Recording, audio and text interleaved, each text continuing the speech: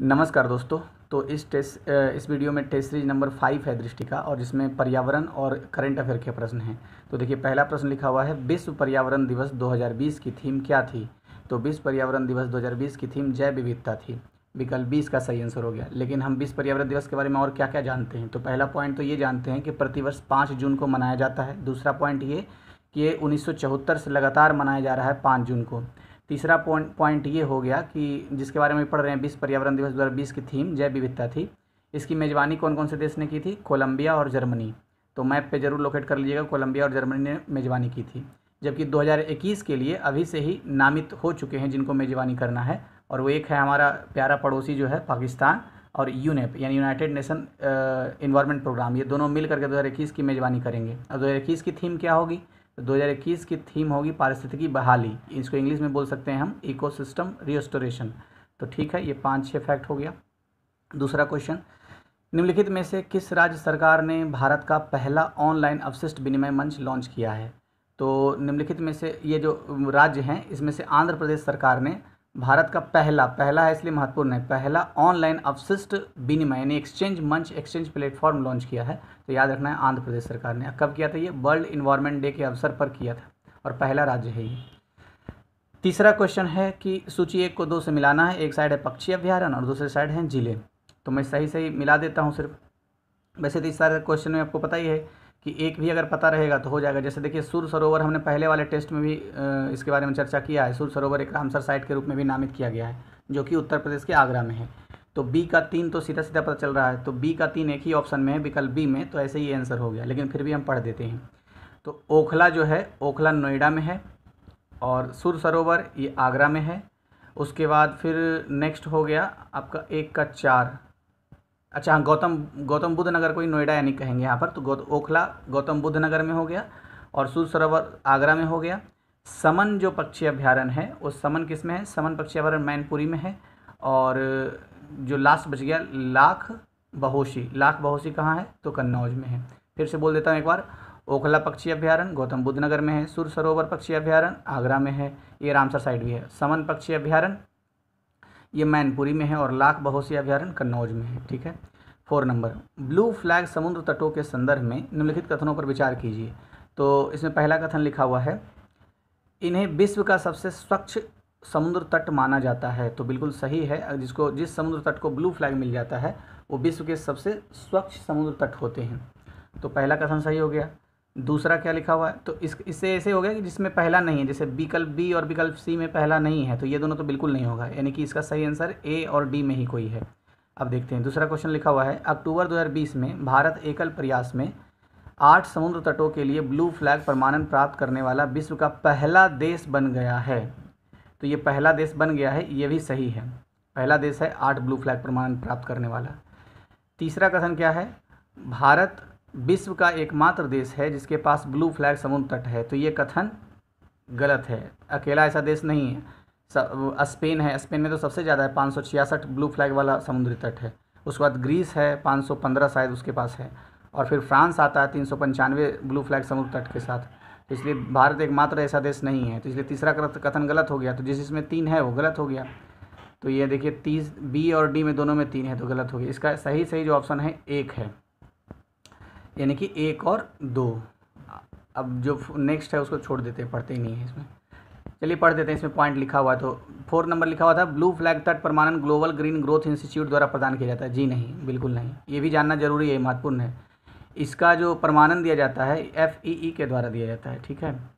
अब FEE क्या है बता दूं। इसका जो फाउंडेशंस हुआ था, फाउंडेशन एनवायरमेंट एजुकेशन के लिए हुआ था। तो आप इसके बारे में बताइए, फुल फॉर्म क्या है FEE? नहीं पता होगा तो FEE लिख करके वाट लिख दीजिएगा, मैं बताऊंगा। आपके लिए काम छोड़ता हूँ। थोड़ा सा और एक्स्ट्रा पॉइंट मैं लिख के रखा हूँ, मैं बता देता हूँ। अच्छा, मैं आपको एक चीज़ बता दूँ, ये जितने पॉइंट रहते हैं ना, ऐसा मत समझिए कि सारा व्याख्या से रहता है। ठीक है। ऐसा ना कि व्याख्या में बाद में आप ढूंढने लगे। हालांकि इसका तो PDF अपलोडेड शायद है, और नहीं है तो मैं कर दूंगा। लेकिन ये मतलब कहीं और से भी रहता है चीज़ें, जो जुड़ी हुई चीज़ें जो मुझे जहाँ से याद आती है, तो वो चीज़ें मैं यहाँ पर ऐड कर देता हूँ। जैसे एक ये है कि ये क्या है, एक तरीके से जो ब्लू फ्लैग है वो एक तरह से गैर बाध्यकारी है। पहला तो ये बात हो गया। अच्छा, 33 मानक को पूरा कर, गैर बाध्यकारी 33 मानक को पूरा करता है। जो ब्लू फ्लैग समूह तक जिसको प्रमाण दिया जाता है ना, तो 33 ऐसे मानक है जिसको पूरा किया जाता है। और ऐसा नहीं कि बाध्यकारी है 33 का 33, ये गैर बाध्यकारी है, ठीक है। अच्छा, और क्या है इसमें? और कुछ विशेष नहीं है, बस इतना ही था।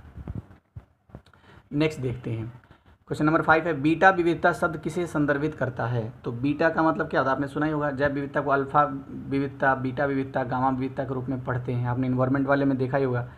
देखिए, बीटा का जहाँ तक बात है, इससे ये पता चलता है कि विभिन्न पारिस्थितिकी तंत्रों के अंदर प्रजातियों की संख्या क्या है, यानी कि number of species with in different ecosystem. Different ecosystem के बीच में प्रजातियों की संख्या का मापन हम बीटा विविधता के तहत करते हैं।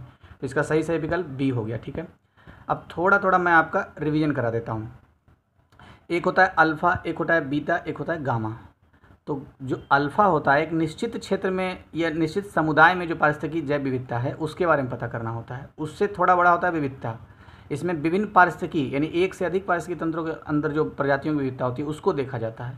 और उससे बड़ा फिर होता है गामा, मतलब किसी भौगोलिक क्षेत्र में, पूरे भौगोलिक क्षेत्र में एक से अधिक जो पारिस्थितिकी तंत्र होते हैं उसमें विविधता देखी जाती है। तो उम्मीद है आपको समझ में ज़रूर आया होगा। अच्छा, एक दो पॉइंट और है, क्या है ये? ये 1993 से ये जैव विविधता पर सम्मेलन हुआ था, मतलब पहला सम्मेलन हुआ था जैव विविधता पर 1993 में यूनाइटेड नेशंस के द्वारा। तो ये ध्यान रखना है, 1993 में फर्स्ट जैव विविधता पर यूएन सम्मेलन हुआ था। ये पॉइंट हो गया। अब नेक्स्ट कथन है, जैव विविधता की क्षति ने पारिस्थितिकी तंत्र की संरचना और उचित कार्य पद्धति को खतरे में डाल दिया है। तो ये बात सही है कि जैव विविधता की क्षति से के कारण पारिस्थितिकी तंत्र जो है उसकी संरचना और उसकी कार्य पद्धति जो है उसमें खतरा उत्पन्न हुआ है।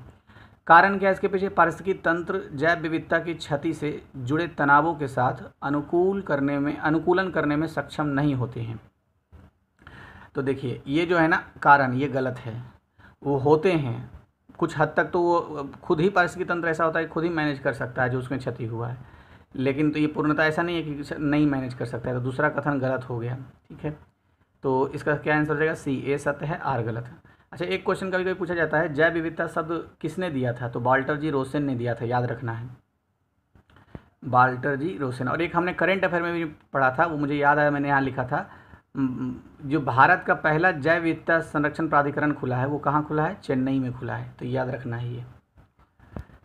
Next question 7 number, global climate alliance plus GCCA plus किसकी पहल है? तो ये यूरोपीय संघ का पहल है। 2007 में इसकी स्थापना हुई थी, किसकी? Global climate change alliance plus यानी GCCA प्लस का स्थापना 2007 में हुआ था, जबकि 2014 से इसको GCCA के साथ प्लस जोड़ दिया गया है। तो ये बात ध्यान रखना है। ये क्या है? दरअसल इस मंच का जो कार्य है, ये जलवायु पॉलिसी बनाने में जो अनडेवलप्ड कंट्री होते हैं या डेवलपिंग कंट्री होते हैं उनको मदद करता है यूरोपीय यूनियन। तो ये बात ध्यान रखना है। और पेरिस जलवायु संधि जो हुआ है उसमें भी अगर कोई ने मतलब बताया कि हाँ प्रतिबद्धता जाहिर की है कि हाँ मैं ये करूँगा ग्लोबल वार्मिंग को कम करने के लिए, लेकिन वो करने में कुछ तकनीकी सहायता चाहिए, तो वो भी देश को मदद कराता है। अब देखिए नेक्स्ट क्वेश्चन 8 नंबर, निम्नलिखित अभिसमयों सम्मेलनों को उनके अंगीकार किए जाने के कालानुक्रम में व्यवस्थित करना है। तो सबसे पहले कौन सा हुआ था? देखिए, सबसे पहले प्रवासी प्रजातियों पर कन्वेंशन हुआ था 1979 में, CMS इसको कहते हैं। तो 4 नंबर पहले हो जाएगा। अच्छा, नेक्स्ट जो हुआ था वियना कन्वेंशंस। किस चीज़ के लिए हुआ था? ये हुआ था ओजोन परत के संरक्षण के लिए। तो वियना कन्वेंशन हो गया था। 4 के बाद 1 हो जाएगा, 4 के बाद 1 2 विकल्प में है। अभी नेक्स्ट और देखते हैं। तीसरा हो जाएगा हमारा जैव विविधता पर संयुक्त राष्ट्र सम्मेलन UNCVT। तो अभी हमने बात किया था 1992-93 में ये हुआ था पृथ्वी सम्मेलन के दौरान, जो रियो डी जेनेरियो में हुआ था। तो उसके बाद हो जाएगा 2 नंबर। तो यही हो गया, विकल्प नंबर ए ही इसका सही आंसर है। और लास्ट में हो जाएगा 3 number, United Nations conventions to combat desertification UNCCD। फिर से बोल देता हूँ मैं तिथि के साथ, मतलब ईयर्स के साथ। जो प्रवासी प्रजातियों पर कन्वेंशन हुआ है 1979 में हुआ है। उसके बाद जो ओजोन लेयर पर जो कन्वेंशंस हुआ है संरक्षण के लिए, इसका वियना कन्वेंशन, ये कब हुआ है? 1985 में। इसके बाद जो हुआ है 1992 या 93 में पृथ्वी सम्मेलन के दौरान जैव विविधता पर संयुक्त राष्ट्र सम्मेलन। और नेक्स्ट में हुआ है मरुस्थलीय रोकथाम कन्वेंशंस यूनाइटेड नेशंस का, तो 1994 में हुआ है। 9 नंबर देखते हैं, निम्नलिखित में से किस वृक्ष प्रजाति को पारिस्थितिकी आतंकवादी कहा जाता है। तो ये तो आसान क्वेश्चन है, आपको पता चल ही गया होगा। यूकेलिप्टस जो है वो उसको पारिस्थितिकी आतंकवादी कहते हैं। पता है ऐसा क्यों कहते हैं? ऐसा इसलिए कहते हैं क्योंकि ये पानी को सोखता है, बाष्पोत्सर्जन भी नहीं करता है, तो खूब पानी की जरूरत, वहाँ पर पानी की कमी कर देता है, इसलिए यूकेलिप्टस को पारिस्थितिकी आतंकवादी कहा जाता है। 10 नंबर, जैविक घटकों का एक दूसरे तथा उसके पर्यावरण के बीच अंतर संबंधों के वैज्ञानिक अध्ययन को कहा जाता है। तो जैविक घटकों का एक दूसरे तथा उनके पर्यावरण के बीच अंतर संबंधों के अगर वैज्ञानिक अध्ययन करते हैं, साइंटिफिक स्टडी अगर हम करते हैं, तो उसको इकोलॉजी कहते हैं। ध्यान रखना है, साइंटिफिक स्टडी शब्द ही यहाँ पर पहचानने के लिए मेन था, तो उसको इकोलॉजी कहते हैं। इकोलॉजी शब्द को किसने दिया पहले? तो अर्नेस्ट हैकल ने दिया था 1869 में, यानी 1869 में। ठीक है। अच्छा, एक क्वेश्चन ये भी आया था कि पारिस्थितिकी तंत्र शब्द किसने दिया था, इकोसिस्टम वर्ड? तो एजी टांसले ने दिया है 1935 में। यूपीपीसी से पूछा भी जा चुका है ये। इकोसिस्टम पता क्या होता है? इकोसिस्टम एक तरह से क्रियात्मक इकाई होता है, जबकि इकोलॉजी क्या होता है? एक स्टडी होता है, साइंटिफिक स्टडी होता है, तो याद रखना है ये। और इकोलॉजी शब्द दिया अर्नेस्ट हैकल ने और इकोसिस्टम एजी टांसले ने।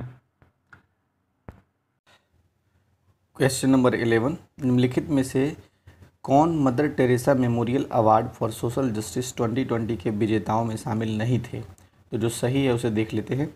संजय पांडे को मिला है mother Teresa memorial awards for social justice 2020, doctor Anthony फौजी को भी मिला है और के शैलजा को मिला है। जबकि डगलस स्टुअर्ट जो हैं, ये इनको बुकर प्राइज़ मिला था 2020 का, उनका एक उपन्यास है डगलस स्टुअर्ट का, उन्हीं के लिए मिला था। सगी बेन नाम से इनका उपन्यास है। तो फिर से बोल देता हूँ, mother Teresa memorial awards for social justice 2020 के विजेताओं में शामिल हैं संजय पांडे, डॉक्टर एंथोनी फौजी और के शैलजा, जबकि डगलस स्टुअर्ट का संबंध बुकर प्राइज से है। 12 नंबर, हाल ही में रिसा शब्द को समाचारों में व्यापक रूप से सुना गया, यह क्या है? तो रिसा शब्द दरअसल एक पारंपरिक पोशाक है त्रिपुरा का। तो त्रिपुरा के पारंपरिक पोशाक है रिसा। अच्छा, त्रिपुरा का सीएम कौन है? बिप्लब देव। और गवर्नर का नाम क्या है? आप कमेंट बॉक्स में बताइए सर्च करके। 13, निम्नलिखित में से कौन सा युग्म सही सुमेलित नहीं है? तो जो सही सुमेलित है उसे देख लेते हैं। इंडियन आर्मी डे यानी कि भारतीय थल सेना दिवस 15 जनवरी को मनाया जाता है। हिंदी दिवस 10 जनवरी को मनाया जाता है। राष्ट्रीय पर्यटन दिवस 25 जनवरी को मनाया जाता है। अच्छा, 25 जनवरी को राष्ट्रीय मतदाता दिवस भी मनाया जाता है। और जो विश्व ब्रेल दिवस है वो 2 जनवरी को नहीं 4 जनवरी को मनाया जाता है। तो मैं फिर से सही सब पढ़ देता हूँ। भारतीय थल सेना दिवस 15 जनवरी, विश्व ब्रेल दिवस 4 जनवरी, विश्व हिंदी दिवस 10 जनवरी और राष्ट्रीय पर्यटन दिवस 25 जनवरी, और 25 जनवरी को ही राष्ट्रीय मतदाता दिवस मनाया जाता है। 14, निम्नलिखित में से किसने 22 जनवरी 2021 को श्रम शक्ति पोर्टल लॉन्च किया? तो श्रम शक्ति पोर्टल लॉन्च किया था मिनिस्ट्री ऑफ ट्राइबल अफेयर्स, जनजातीय कार्य मंत्रालय, और इसकी स्थापना कब हुई? 1999 में हुई है। ये टेस्ट सीरीज 1 जो हमने सॉल्व किया था उसमें था ये। तो विकल्प 20 का आंसर हो जाएगा। Next, Shram Shakti portal. अच्छा ठीक है। नेक्स्ट 15, कायाकल्प पुरस्कार के संदर्भ में निम्नलिखित कथनों पर विचार कीजिए। पहला कथन है, यह पुरस्कार स्वास्थ्य एवं परिवार कल्याण मंत्रालय द्वारा प्रदान किया जाता है। तो बिल्कुल सही है, कायाकल्प पुरस्कार जो है वो स्वास्थ्य एवं परिवार कल्याण मंत्रालय द्वारा प्रदान किया जाता है। दूसरा कथन दिया हुआ है, एम्स भोपाल ने स्वच्छता में 20 श्रेणी के सर्वश्रेष्ठ केंद्रीय सरकारी अस्पताल होने के लिए कायाकल्प पुरस्कार जीता है। तो ये गलत हो गया, क्योंकि एम्स भोपाल को नहीं, एम्स भुवनेश्वर को स्वच्छता में 20 श्रेणी के सर्वश्रेष्ठ केंद्रीय सरकारी अस्पताल होने के लिए कायाकल्प पुरस्कार मिला था। तो याद रखना है, कायाकल्प पुरस्कार ministry of health and family welfare से दिया जाता है, और जो भुवनेश्वर को मिला है, एम्स भुवनेश्वर को मिला है। इस पुरस्कार में दरअसल क्या होता है, कायाकल्प पुरस्कार में 2 करोड़ रुपए मिलते हैं। तो पहला सही हो गया, दूसरा गलत, option number A. 16, tree plantations policy पारित करने वाला देश का पहला राज्य या केंद्र शासित प्रदेश है? तो दिल्ली है। दिल्ली में ट्री ट्रांसप्लांटेशन पॉलिसी पारित हो चुका है, और ये ऐसा करने वाला पहला राज्य बोल लीजिए, पहला यूटी बोल लीजिए, दोनों में आएगा ये। होगा क्या इसमें, ट्री प्लांटेशन पॉलिसी में, अगर कोई भी प्रोजेक्ट यहाँ गवर्नमेंट प्रोजेक्ट या किसी तरह का प्रोजेक्ट यहाँ होता है तो उसके 80% ट्री को ट्रांसप्लांट किया जाएगा, अगर ट्री कटते हैं तब कोई भी प्रोजेक्ट कंप्लीट करने में। 17 किस राज्य ने राजकीय और राष्ट्रीय राजमार्गों के किनारे हर्बल सड़कों के विकास की घोषणा की है? तो दरअसल उत्तर प्रदेश सरकार ने की है, और इस ऑप्शन में उत्तर प्रदेश है ही नहीं, तो यहाँ पर डी हो जाएगा, उपरोक्त में से कोई नहीं। उत्तर प्रदेश सरकार ने क्या किया है, उन्होंने एक योजना बनाया है जिसमें ये होगा कि जो सड़कें होगी उसके साइड में किनारे में औषधीय पौधे या हर्बल पौधे लगाए जाएंगे। तो उत्तर प्रदेश में ये है, राष्ट्रीय राजमार्ग के किनारे ऐसा होगा। 18 अभिकथन है, मॉन्ट्रियल प्रोटोकॉल में किए गए किगाली संशोधन का उद्देश्य अगले 30 वर्षों में हाइड्रोक्लोरोफ्लोरोकार्बन यानी HFCs के उपयोग को चरणबद्ध रूप से समाप्त करना है। तो ये बिल्कुल सही है। कारण क्या है इसके पीछे? HFCs यानी हाइड्रोफ्लोरोकार्बन्स न केवल ओजोन परत को छीन कर रहे हैं बल्कि उच्च ग्लोबल वार्मिंग क्षमता भी रखते हैं। तो देखिए, हाइड्रोफ्लोरोकार्बन्स का जो योगदान है ओजोन क्षयकारी के रूप में नहीं है, लेकिन ये ग्लोबल वार्मिंग बहुत करता है। तो ये कथन मतलब कारण गलत हो गया। तो इसलिए सिर्फ सी इसका सही आंसर हो जाएगा, ए सत्य और आर गलत। ठीक है, फिर से बोल देता हूँ, HFCs जो है ओजोन क्षयकारी नहीं होता है, हाँ ग्लोबल वार्मिंग बहुत करता है। इतना ग्लोबल वार्मिंग करता है कि कार्बन डाइऑक्साइड से 1000 गुना ज़्यादा खतरनाक है ग्लोबल वार्मिंग के नज़रिए से, लेकिन ये ओजोन क्षयकारी नहीं होता है। तो याद रखना ये। नेक्स्ट 19 निम्नलिखित में से कौन सा मेघ ओजोन क्षरण से संबंधित है? तो ओजोन क्षरण से जो संबंधित मेघ है वो ध्रुवीय समताप मंडलीय मेघ है। इसी को अंग्रेजी में बोलते हैं polar stratospheric clouds. Polar stratospheric clouds यानी कि ध्रुवीय समताप मंडलीय मेघ। इसका संबंध किससे है? ओजोन क्षरण से संबंधित है। नेक्स्ट 20 नंबर, पर्यावरण के संदर्भ में निम्नलिखित कथनों में से कौन से सही हैं? पहला कथन, पर्यावरण किसी जीव के चारों ओर के सभी जैविक तथा अजैविक अवयव, प्रभाव तथा घटनाओं के सम्मिश्रण हैं। तो ये बिल्कुल कथन सही है। आपको सुनने में समझ में आ गया होगा कि पर्यावरण में हम क्या करते हैं, किसी भी जीव के चारों ओर के सभी जैविक तथा अजैविक अवयव जो होते हैं उसका प्रभाव क्या है, घटना का सम्मिश्रण क्या है, इसका हम अध्ययन करते हैं। तो इसलिए पहला सही हो गया। दूसरा कथन लिखा हुआ है, भारत में पर्यावरण संरक्षण अधिनियम वर्ष 1980 में पारित किया गया। तो ये गलत हो गया क्योंकि पर्यावरण संरक्षण अधिनियम 1986 में पारित हुआ था। तो ये गलत हो गया। दरअसल ये एक स्टॉकहोम में ना 1972 में विश्व पर्यावरण सम्मेलन हुआ था। तो उस सम्मेलन में जो नियम तय हुए थे तो उसको ही भारत में लागू करने के लिए भारत सरकार ने ये अधिनियम लाया। तो पर्यावरण संरक्षण अधिनियम 1986। कौन सा आंसर इसका हो गया? तो एक सही 2 गलत, इसका मतलब विकल्प ए। 21 नंबर, 2 या उससे अधिक विविध पारिस्थितिकी तंत्रों के मध्य संक्रमण क्षेत्र क्या कहलाता है? तो उसे क्या कहते हैं? इकोटोन कहते हैं इकोटोन। तो विकल्प सी इसका सही आंसर हो गया। उदाहरण याद है आपको इकोटोन के? बहुत सारे उदाहरण हैं, जैसे नदी का किनारा, वो भी क्या होता है नदी का किनारा? 2 या 2 से अधिक पारिस्थितिकी तंत्रों के मध्य का एक संक्रमण क्षेत्र होता है। नदी मुख जो होते हैं, घास का मैदान जो होता है, मैंग्रोव वन जो होता है, ये सब सारे उदाहरण हैं इकोटोन के। और यहाँ जो स्पीसीज पाई जाती है, तो जो जीव पाई जाती है उसको बोलते हैं कोर प्रजाति बोलते हैं, यानी कि एज स्पीसीज बोलते हैं उसको। तो विकल्प सी इसका सही आंसर हो गया। 22 नंबर, भारत के किस राज्य में अपिक्को आंदोलन हुआ था? तो अपिक्को आंदोलन, अगर चिपको आंदोलन पूछता है तो हमारा आंसर क्या होता? उत्तराखंड यानी उत्तरांचल। लेकिन अपिक्को आंदोलन है तो अपिक्को आंदोलन कर्नाटका में हुआ था। विकल्प सी इसका सही आंसर है। और ये उसी से प्रभावित था, मतलब चिपको आंदोलन से ही प्रभावित था हालांकि, लेकिन ये हुआ है कर्नाटक में। और अपिक्को आंदोलन के नेतृत्वकर्ता कौन थे? पांडुरंग हेगड़े के नेतृत्व में हुआ था, ये याद रखना है। नेक्स्ट 23, निम्नलिखित में से कौन सा स्वस्थानीय संरक्षण का उदाहरण नहीं है? तो स्वस्थानीय संरक्षण का उदाहरण पहले तो देख लेते हैं। स्वस्थानीय संरक्षण का उदाहरण है कौन सा? संरक्षित वन जो होते हैं स्वस्थानीय संरक्षण का उदाहरण है, राष्ट्रीय उद्यान और बायोस्फीयर रिजर्व।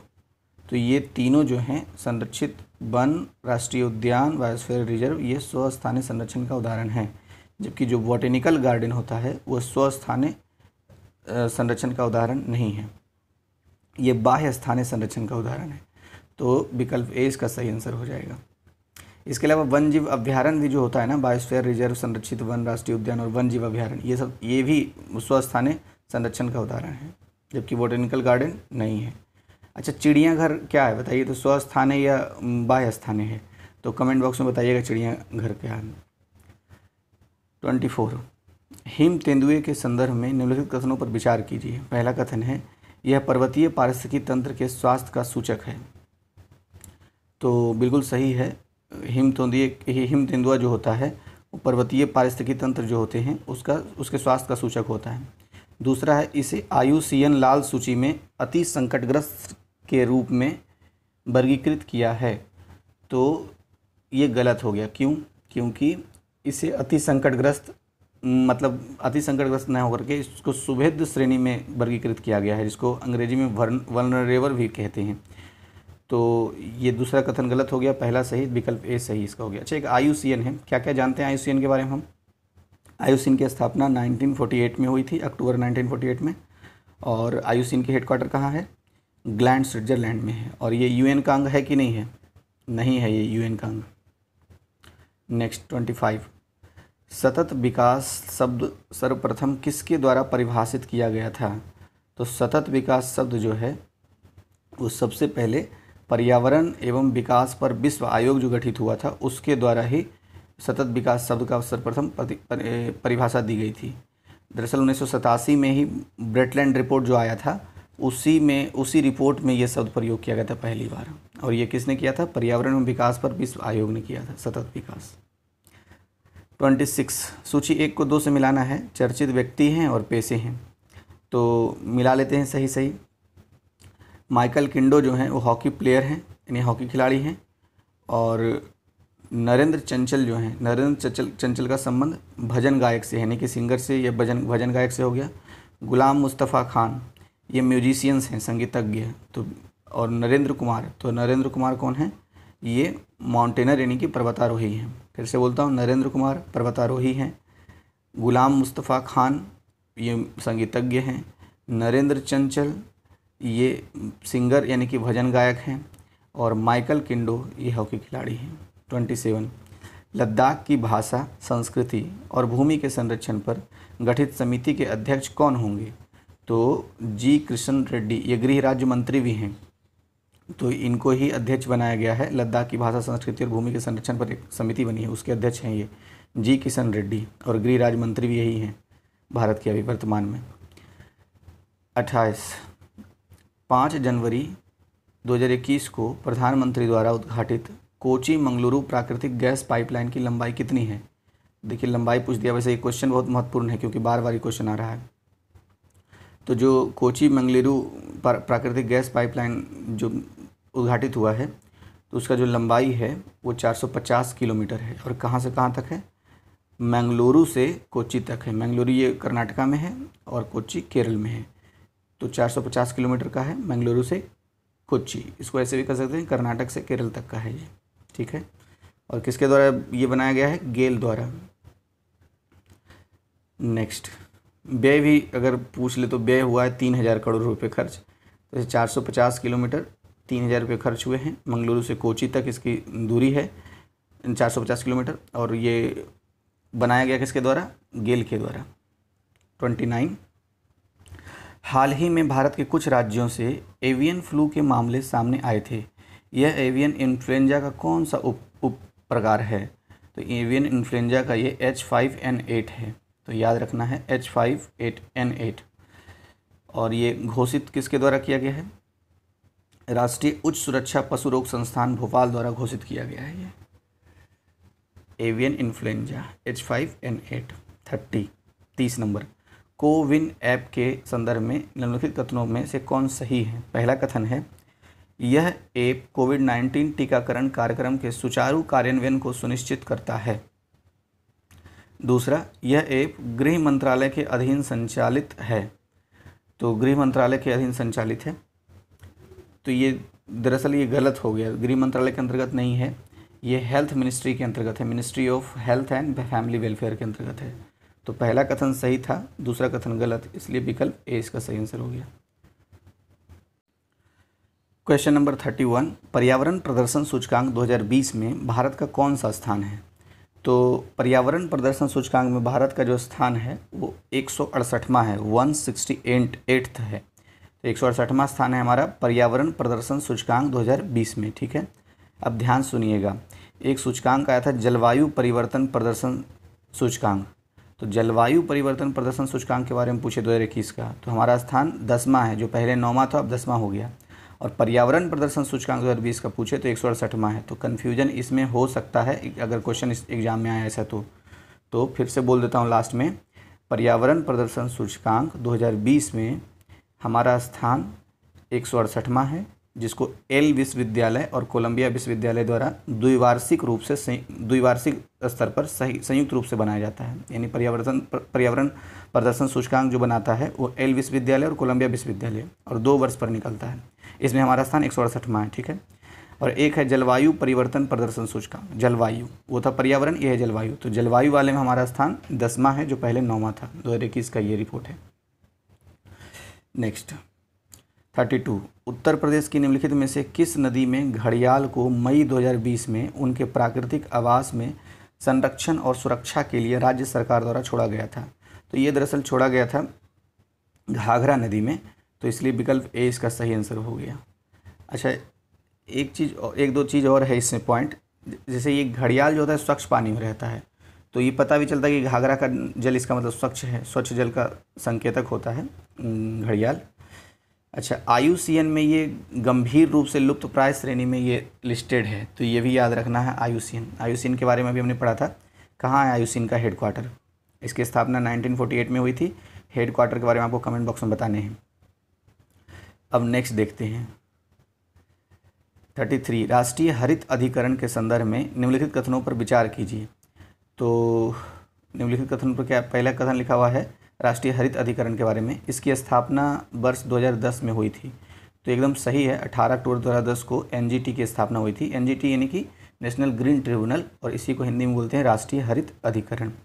दूसरा है इसका मुख्यालय भोपाल में है, तो ये गलत हो गया, दूसरा नंबर गलत है, क्योंकि इसकी मुख्यालय जो है ना वो दिल्ली में है, राष्ट्रीय राजधानी दिल्ली। भोपाल में एक सेंटर ज़रूर है इसके, लेकिन रीजनल सेंटर, लेकिन ये जो है ये इसका जो मुख्यालय है वो दिल्ली में है, तो दूसरा गलत हो गया।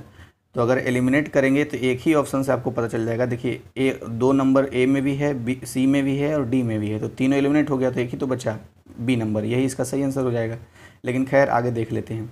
तीसरा लिखा हुआ है जस्टिस लोकेश्वर सिंह पंटा इसके पहले अध्यक्ष थे, तो ये भी महत्वपूर्ण स्टेटमेंट है, इसको याद रखना है। ये लोकेश्वर सिंह पंटा, जस्टिस लोकेश्वर सिंह पंटा NGT के पहले अध्यक्ष के रूप में हैं, तो पहला तो महत्वपूर्ण होता ही है। 4th नंबर क्या लिखा हुआ, यह प्राकृतिक न्याय के सिद्धांतों द्वारा निर्देशित होता है, एकदम बिल्कुल सही है। इसका मतलब ये हुआ कि NGT जो है न्यायिक प्रक्रिया पालन करने के लिए जो सिविल कानून है उसका मतलब नहीं, उससे उसका भाव नहीं देगा वो, ये इसको चाहिए क्या, प्राकृतिक न्याय पर ये काम करेगा NGT। तो देखिए फिर से बोल देता हूँ NGT के बारे में पॉइंट, जब भी आएगा तो इसको मैं पढ़ूंगा NGT वाला। वैसे सुन लीजिए एक बार, NGT की स्थापना 18 अक्टूबर 2010 को हुई थी। NGT का मुख्यालय दिल्ली में है।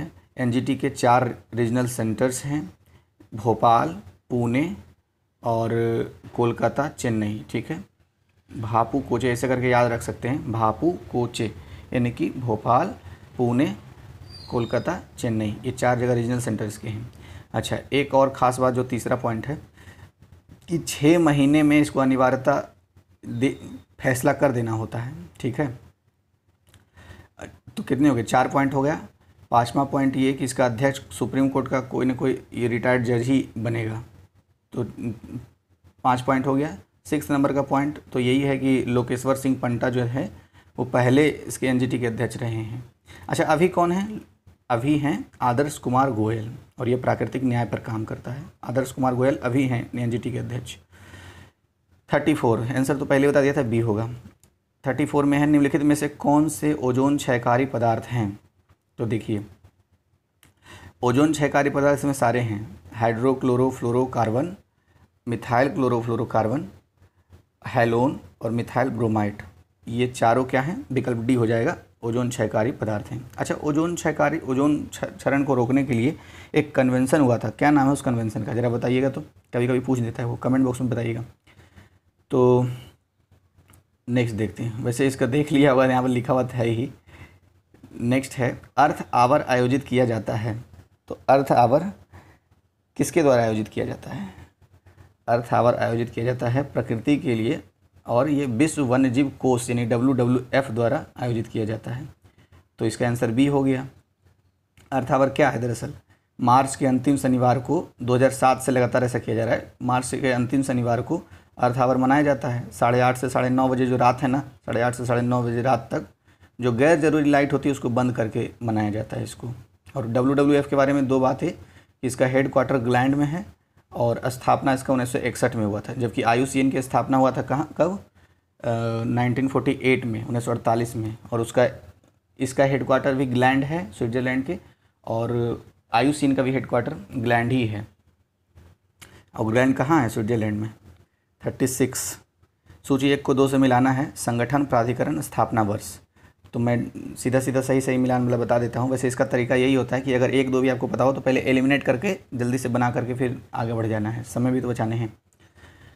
तो संगठन प्राधिकरण, दूसरे साइड स्थापना वर्ष है। तो देखिए, वन्यजीव अपराध नियंत्रण ब्यूरो जो है इसकी स्थापना 2007 में हुई थी। तो 1 का 2 होगा। अब देखिए 1 का 2 ऑप्शन में है, ए में और सी में, यानी कि बी और डी तो होगा ही नहीं। नेक्स्ट, राष्ट्रीय गंगा नदी बेसिन प्राधिकरण। तो राष्ट्रीय गंगा नदी बेसिन प्राधिकरण 2009 में स्थापित हुआ था। तो बी का 4 हो गया। तो एक ही ऑप्शन में है, ए का 2 और बी का 4, सिर्फ और सिर्फ विकल्प नंबर ए में है। तो यहीं से एलिमिनेट हो गया, ए नंबर इसका हो जाएगा आंसर। फिर भी आगे पढ़ते हैं। भारतीय पशु कल्याण बोर्ड। भारतीय पशु कल्याण बोर्ड जो है ये 1962 में स्थापित हुआ था। मेरे ख्याल से सबसे पहले, इस चारों में से सबसे पहले यही स्थापित हुआ था। अगर क्रम में लगाने देता तो सबसे पहले इसी को हमको रखना होता। क्या नाम है इसका?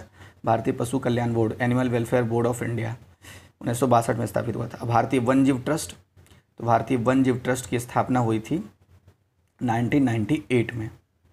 फिर से बोल दूँ? फिर से बोल देता हूँ सीधा जल्दी। वन्यजीव अपराध नियंत्रण ब्यूरो की स्थापना 2007 में हुई थी। राष्ट्रीय गंगा नदी बेसिन प्राधिकरण की स्थापना 2009 में हुई थी। भारतीय पशु कल्याण बोर्ड की स्थापना 1962 में हुई थी। भारतीय वन्यजीव ट्रस्ट की स्थापना 1998 में हुई थी। 37 जो सुमेलित नहीं है उसकी पहचान करना है, तो जो सुमेलित है उसे देख लेते हैं। विजय सागर वन्यजीव अभ्यारण्य महोबा जिला में है। पटना वन्यजीव अभ्यारण्य एटा में है। अच्छा, ये पटना से कन्फ्यूज नहीं हो जाना, ऐसा नहीं समझना कि बिहार में है ये। पटना वन्यजीव अभ्यारण्य एटा में है। पार्वती अरंगा वन्यजीव अभ्यारण्य ये गोंडा में है। जबकि जो सुहागी बरवा वन्यजीव अभ्यारण्य जो है ये बांदा में नहीं, महाराजगंज में है। तो सुहागी बरवा वन्यजीव अभ्यारण्य महाराजगंज में है। यही गलत था, विकल्प डी इसका विकल्प होगा, मतलब सही विकल्प होगा। 38 कॉम्पैक्ट सुधार तकनीक निम्नलिखित में से किसके साथ जुड़ी हुई है? तो HCNG जो है उससे जुड़ी हुई है।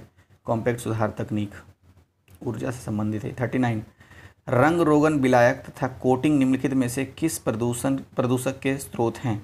तो रंग रोगन विलायक जो है और कोटिंग जो है ये निम्नलिखित में से वोलेटाइल ऑर्गेनिक कंपाउंड यानी VOC से संबंधित है। तो विकल्प ए इसका सही आंसर हो जाएगा। कैराकल, जंगली बिल्ली को कहते हैं कैराकल। कैराकल के संदर्भ में निम्नलिखित कथनों पर विचार कीजिए। पहला क्या है? सिंधु घाटी सभ्यता के समय भी कैराकल जीवाश्म पाए गए हैं। तो ये तो बिल्कुल सही है, सिंधु घाटी सभ्यता के समय भी कैराकल जीवाश्म पाया गया है। दूसरा कथन, इसे राष्ट्रीय वन्यजीव बोर्ड द्वारा भारत में गंभीर रूप से लुप्तप्राय प्रजातियों की सूची में शामिल किया गया है।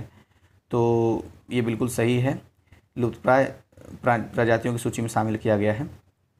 दोनों कथन सही है, इसलिए विकल्प सी इसका सही आंसर हो जाएगा। 41 वैनेडियम के संदर्भ में निम्नलिखित कथनों पर विचार कीजिए। तो पहला कथन है, हाल ही में भारतीय भूवैज्ञानिक सर्वेक्षण ने मणिपुर में वैनेडियम की उपस्थिति की पुष्टि की है। तो पहला कथन सही हो गया। नहीं, गलत है ये, अरे कौन सा मणिपुर लिख दिया? नहीं, अरुणाचल में था। मैं फिर से पढ़ता हूँ। वैनेडियम जो है, वैनेडियम के संदर्भ में हाल ही में भारतीय भूवैज्ञानिक सर्वेक्षण ने मणिपुर में नहीं, अरुणाचल में वैनेडियम की उपस्थिति की पुष्टि की है। तो पहला कथन गलत हो गया क्योंकि स्टेट दिया हुआ है मणिपुर और हुआ कहाँ है? अरुणाचल प्रदेश में। दूसरा, वैनेडियम इस्पात और टाइटेनियम को मजबूती प्रदान करने में उपयोगी होता है। तो हाँ, ये सही है। तो दूसरा सही है, पहला गलत, तो विकल्प बी हो जाएगा, केवल 2। 42, हाल ही में नेंद्रन केला चर्चा में रहा। तो नेंद्रन केला इस संबंध में बताना है। भारत के निम्नलिखित राज्यों या केंद्र शासित प्रदेशों में से किसे इसके लिए भौगोलिक संकेतक टैग दिया गया है, यानी कि नेंद्रन केला का भौगोलिक टैग किसे मिला है, तो केरला को मिला है। तो विकल्प बी इसका सही आंसर हो गया। नेक्स्ट 43, भारत ने निम्नलिखित देशों में से किसके साथ निर्दिष्ट कुशल कामगार प्रणाली के संचालन के लिए एक सहभागिता ज्ञापन पर हस्ताक्षर किए हैं।